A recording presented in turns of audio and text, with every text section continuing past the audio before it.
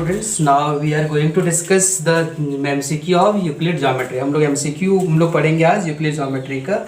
सारा Euclid geometry का आज MCQ हम लोग करेंगे। आज हम सारा वीडियो लेक्चर आपको अपलोड कर चुके हैं सारे चैप्टर्स का जो आपके इस एग्ज़ाम के लिए इंपॉर्टेंस है वो सारे हम बता चुके हैं। सबसे पहला देखिए यूक्लिड ज्योमेट्री का MCQ में आपको थोड़ा सा बताते हैं इसमें क्या क्या चीज़ एग्ज़ाम के लिए आता है। ठीक है, इसमें अच्छा सारा क्वेश्चन आपको जो है आपका जो इसमें आने वाला है आपका यूक्लिड्स ज्योमेट्री। ठीक है, यूक्लिड ज्योमेट्री इसमें बेसिकली जो है आपको कुछ बनाने वाला क्वेश्चन तो आपको मिलेगा नहीं, आपको स्ट्रेट लाइन क्वेश्चन मिलने वाला है। सबसे पहला क्वेश्चन जो मिलने वाला है जैसे कि आपको ये हम आज MCQ डिस्कस करेंगे इसका MCQ। ठीक है, हम MCQ के से हम उसको सारा चीज़ हम बताते चलेंगे आपको। जैसे कि पहला MCQ आपको बताते हैं हम। सबसे पहले जो है यूक्लिड नेक्स्ट सबसे पहले जैसे हम लोग को है पाइथागोरस, पहला है PYTH पाइथागोरस। जो पाइथागोरस जो स्टूडेंट था वाज अ स्टूडेंट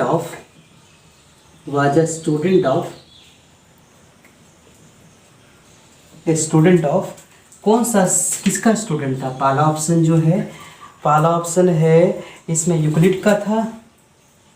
पहला ऑप्शन है इसमें यूक्लिड का था। दूसरा जो है ये यूक्लिड होगा। ठीक है, बी जो होगा नेक्स्ट जो था इसका थेल्स का था या सी ऑप्शन जो है सी ऑप्शन में जो है भास्करा। ठीक है, ये भास्करा का था। ठीक है, तो आपको ये सारा में देखना है। डी में जो था आपका हम बताते हैं। डी में जो हो गया आपका भास्करा हो गया, नन ऑफ दीज। आप सब आपको एक एक करके बताते हैं। नन ऑफ दीज आपको पता होगा, ये पता होगा पाइथागोरस जो था एक मैथमेटिशियन था। ठीक है, वो मैथमेटिशियन था एक, और ये बहुत सारा चीज़ आपको ये राइट एंगल ट्रायंगल के बारे में ये दिया हुआ था। राइट एंगल ट्रायंगल के बारे में आप समझ सकते हैं, जैसे कि आपको पता होगा ये जैसे कि राइट एंगल ट्रायंगल होता है। ठीक है, इसमें क्या होगा आपका राइट एंगल ट्रायंगल में क्या होगा आपका h का स्क्वायर इक्वल्स टू क्या होता है, ये h होता है, ये p होता है, ये b होता है। ये क्या था, h स्क्वायर इक्वल्स टू क्या होता है, p square plus b square. ये जो कंट्रीब्यूशन दिया हुआ था वो कौन दिया हुआ था, थेल्स दिया हुआ था। और आपको पता होगा कि जो ये पाइथागोरस दिया हुआ था। और आपको पता होगा कि पाइथागोरस भी आपका ग्रीस का था। कहाँ का था, ग्रीस, GREEC ग्रीस का था। पाइथागोरस भी था, थेल्स भी था, यूक्लिड भी था। ठीक है, आपको अगर से पूछा जाए कि ये लोग मैथमेटिशियन कहाँ के थे तो आपको सीधा बता सकते हैं वो कहाँ के थे। वो यूक्लिड भी ग्रीस के ही थे, थेल्स भी ग्रीस के थे, पाइथागोरस भी ग्रीस के ही थे। और ये पाइथागोरस जो था स्टूडेंट था, किसका स्टूडेंट था, थेल्स का स्टूडेंट था। आपका ये सही ऑप्शन क्या होगा, थेल्स। तो थेल्स भी आपका बहुत सारा कंट्रीब्यूशन दिया हुआ था। थेल्स भी बहुत सारा थ्योरम दिया हुआ है इसमें। जैसे आपका बेसिक प्रपोर्शन ये क्लास 10 में आप पढ़िएगा, BPT है, ये बहुत सारा थ्योरम ये भी दिए हुए हैं। तो उसके जो थेल्स पाइथागोरस जो थे थेल्स के यहाँ ही आपका वो अपना क्या कहते हैं इसके यहाँ ही पढ़ा करते थे। उसके बाद ये भी जो है ये भी थेल्स भी अपना बहुत सारा चीज़ ट्रायंगल में दिया, पाइथागोरस भी अपना बहुत सारा कॉन्सेप्ट जो है ट्रायंगल में दिया। इसलिए आपसे क्वेश्चन अगर पूछा जाए तो Pythagoras was the student of, तो लिखना है आपको थेल्स। ठीक है, वो थेल्स का स्टूडेंट था। नेक्स्ट क्वेश्चन आपसे पूछा जाएगा। नेक्स्ट क्वेश्चन आपको बताते हैं इसका क्वेश्चन नंबर 2 जो है इसका इस तरह का क्वेश्चन आपको प्रैक्टिस करना पड़ेगा आपको। जैसे Euclid belongs to the country, यानी तो आपको बताएं यूक्लिड किस कंट्री से बिलोंग करता है। आपको ऑप्शन से आपको बताते हैं हम। यूक्लिड जो है ये सेकेंड आपका MCQ है। ये सारा MCQ आपका 1 लाइनर MCQ, ज़्यादा इसमें प्रॉब्लम नहीं है। Euclid belong to the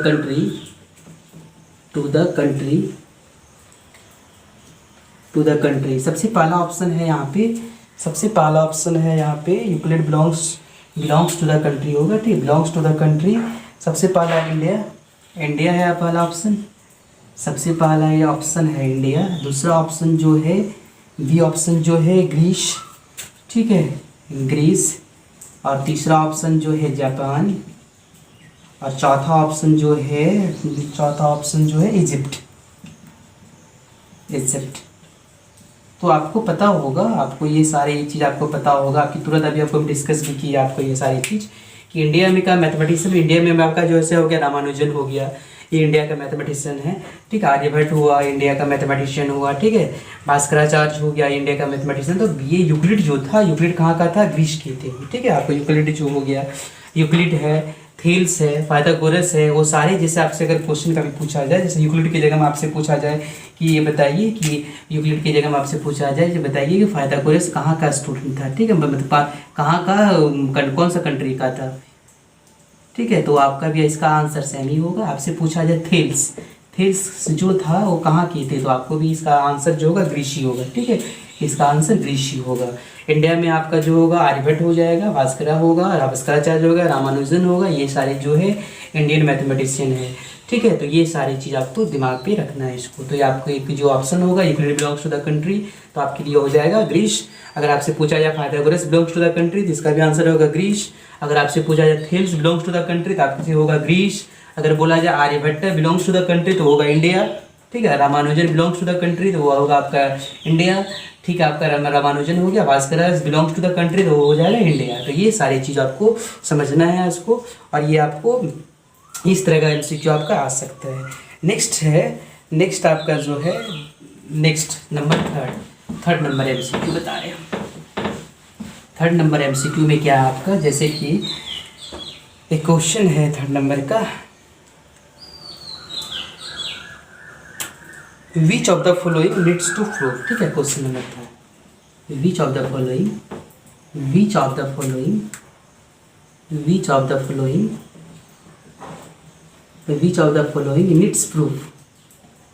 needs proof, किस चीज़ को प्रूफ की ज़रूरत होता है। सबसे पहला ऑप्शन दिया हुआ है, पहला इसमें दिया हुआ है आपका एग्जाम दिया हुआ है, पहला ऑप्शन एग्जाम दिया हुआ है। बी नंबर जो होगा वो पोस्टुलेट दिया हुआ है, ठीक है, पोस्टुलेट दिया हुआ है। तीसरा ऑप्शन जो है आपका पोस्टुलेट है, डेफिनेशन थ्योरम, ठीक है, डेफिनेशन है, और अगला जो है थ्योरम है।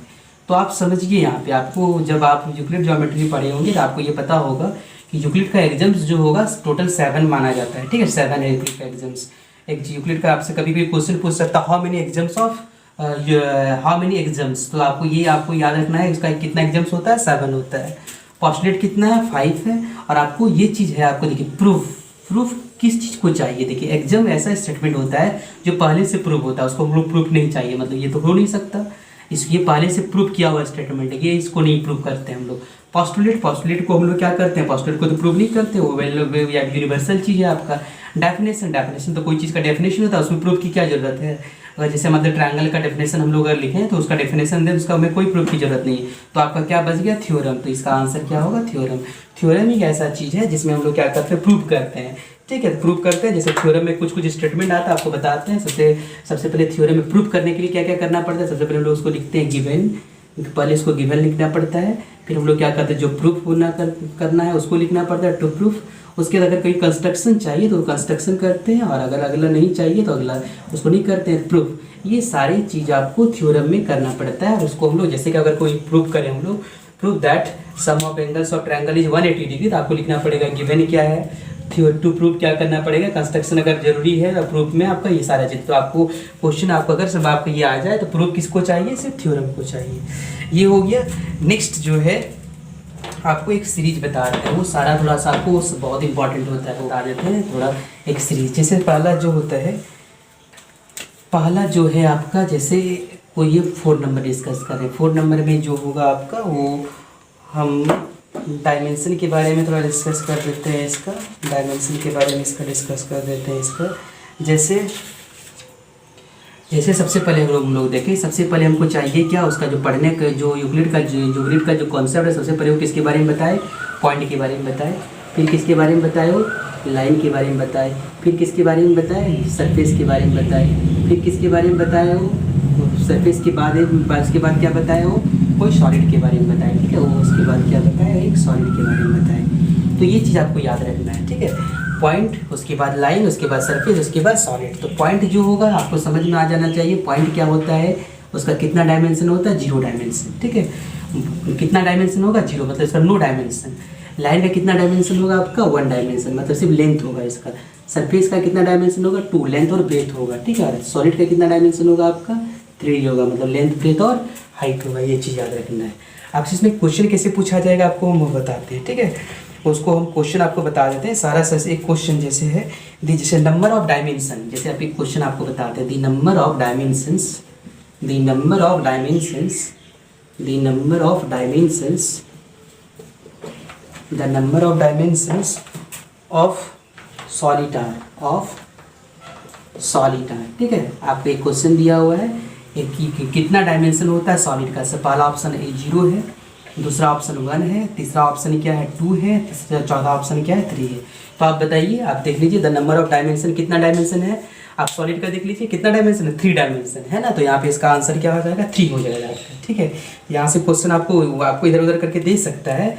जैसे यहाँ पे सॉलिड क्या होता है, 3 डायमेंशन होता है, मतलब उसमें लेंथ भी होगा, ब्रेथ भी होगा और हाइट भी होगा। इसके लिए क्या होगा, इसका आंसर 3 होगा। ठीक है, अगर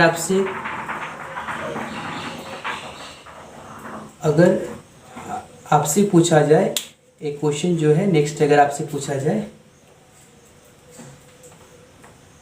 नेक्स्ट में जो है, अगर आपसे पूछा जाए क्या the number of dimension of solid को हटा के अगर आपसे पूछा जाए कि सरफेस का क्या होगा। ठीक है, the number of dimension of surface, तो आप बताइए सरफेस का क्या होगा। देख लीजिए सरफेस का क्या हो जाएगा, इसमें सरफेस का हो जाएगा कितना, 2 डायमेंशन। ठीक है, तो आपसे ये भी क्वेश्चन पूछ सकता है, सरफेस पूछ सकता है कि सरफेस का कितना डायमेंशन होगा। तो आपको ये दिमाग में रखना है कितना होगा, 0। आपका ये जो डायमेंशन होगा कितना होगा, आपका 2 डायमेंशन होगा। नेक्स्ट जो है अगर आपसे पूछा जाए कि सरफेस की जगह में नहीं, आपको बताइए लाइन का कितना डायमेंशन होगा, what is the how many dimension of line. तो आपको देख लीजिए लाइन का डायमेंशन कितना होगा। ये फ्लो चार्ट आपको याद रखना होगा, कितना होगा, ये होगा 1 होगा। ठीक है, तो ये चीज़ याद रखना होगा। पॉइंट का कितना डायमेंशन होगा, तो क्या होगा आपका 0D होगा। ठीक है, तो आपको ये चीज़ याद रखना है कि आपका एग्जाम में कौन सा चीज़ दिया हुआ है, पॉइंट दिया हुआ है कि लाइन दिया हुआ है, या तो सरफेस दिया है तो सॉलिड दिया हुआ है। ये सारा चीज़ आपको ये कर लेना है इसमें। नेक्स्ट जो है आपका नेक्स्ट क्वेश्चन देखिए, क्वेश्चन नंबर 5। ये तो हम पूरा डिस्कस कर दिए इसके बारे में। ठीक है, नंबर 5 इसका, 5 the number of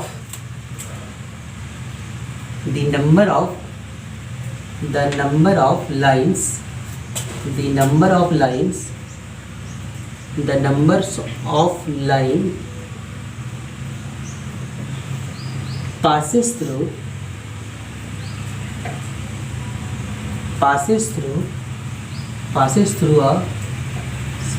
a point। एक पॉइंट से जो है कितना लाइन पास होगा। ऑप्शन जो है, एक नंबर दिया हुआ है 0, बी नंबर 1 है, सी नंबर आपका 2 है, डी नंबर आपका 9 है। तो आप समझिए यहाँ पे एक पॉइंट दिया हुआ आपके पास। ठीक है, एक पॉइंट दिया हुआ है, उसमें आपको देखना है कि कितना उसमें लाइन पास होगा। तो कोई भी एक पॉइंट दिया हुआ है, सपोज आप देखिए ये पॉइंट है, अब इसमें लाइन ड्रॉ करना है। तो हम लोग लाइन कितना भी ड्रॉ कर सकते हैं कि इसे पास होने के लिए बहुत सारा लाइन ड्रॉ होगा। ठीक है, बहुत सारा लाइन ड्रॉ होगा। कितना इसका आंसर होगा, इन्फिनिटी। इसका आंसर क्या होगा, इन्फिनिट। ठीक है, तो ये चीज़ याद रखिएगा। ठीक है, नेक्स्ट क्वेश्चन है आपका, क्वेश्चन नंबर 6 है। ये लिखा हुआ the number of line pass through 2 point. ठीक है, 2 पॉइंट दिया हुआ था, आपको बताना है कितना लाइन पास होगा। नंबर 6 क्वेश्चन है the number of line pass through the 2 point. ठीक है, 2 पॉइंट से कितना पास होगा, इसका आंसर आपको बताना है। ये आपका ऑप्शन यही रहेगा। आप देख लीजिए 2 पॉइंट लेते हैं आपका। ठीक है, पॉइंट हम लोग इसमें 2 पॉइंट लेंगे और उसके बाद आपको देखेंगे कि किसमें कितना लाइन इसमें होगा। जैसे कि देखिए, पहला ये पॉइंट हुआ, दूसरा ये पॉइंट हुआ। अब इसको मिलाइए, दोनों पॉइंट से पास होने के लिए मात्र एक लाइन जाएगा। ये आपका ये भी होगा, एक ही होगा। इसका ऑप्शन क्या हो जाएगा, आपका 1 हो जाएगा। ठीक है, तो इसका ऑप्शन आपका 1 हो जाएगा। तो आपको इस तरह करके आपको ये सारी चीज़ों को आपको याद रखना और आपको सारी चीज़ों को इसको बनाना भी है आपको। तो ये सारी चीज़ आपका एग्ज़ाम के पॉइंट ऑफ व्यू से आपका बहुत इंपॉर्टेंट है। कभी कभी आपसे पूछा जाएगा कुछ सारा चीज़ कि जो द हिंदूस वैली सिविलाइजेशन में जो था, वो जो ब्रिक्स का जो ईंटा का यूज हुआ था उसमें कंस्ट्रक्शन के लिए, उसका साइज़ क्या था। ठीक है, तो क्वेश्चन जो उसका ये कभी पूछ सकता है। तो आपको ये याद रखना है क्वेश्चन के लिए कि इसका जो साइज़ जो था 4:2:1 था। मतलब जो है जो ईंटा जो यूज हुआ था, जो ब्रिक्स यूज हुआ था, ठीक है, जो सिविलाइजेशन में और कंस्ट्रक्शन के लिए जो हिंदूस वैली सिविलाइजेशन में जो यूज हुआ था, वो ईंटा का जो लेंथ कितना था, 4 था, ब्रेथ 1 था, हाइट कितना था, 1 था। ये चीज़ हमेशा याद रखना आपको। ये जो ईंटा का यूज हुआ था उसका लेंथ, ब्रेथ, हाइट कितना था, 4:2:1 था। ठीक है, नेक्स्ट है नेक्स्ट आपका है the number of interwoven isosceles triangle in the Shriyantra. Shriyantra में जो है एक श्रीयंत्रा जो है एक टेम्पल के ऊपर जो लगा हुआ रहता है, वो पहले लगा हुआ रहता था, अब तो थोड़ा सा मॉडिफिकेशन हो गया। तो इसमें आपको अगर पूछा जाए तो आपसे जैसे number of interwoven isosceles triangle in the Shriyantra that is the होगा आपका 9 होगा, ठीक है। इसका 9 इसका होगा, मतलब उसका इंटरवोवेन जो श्रीयंत्रा होता है उसमें 9 आइसोसेलेस ट्रायंगल होता है। तो ये सारी चीज़ आपको कर लेना है। जैसे आपका the side of faces of pyramid कैसा होता है, तो ये सारे चीज़ क्वेश्चन आपको अच्छे से कर लेना। और ये सब इतना ही इंपॉर्टेंट है सारा क्वेश्चन, और ये सारा कर लीजिए। और ये सारा जो है आपका point of exam point of view से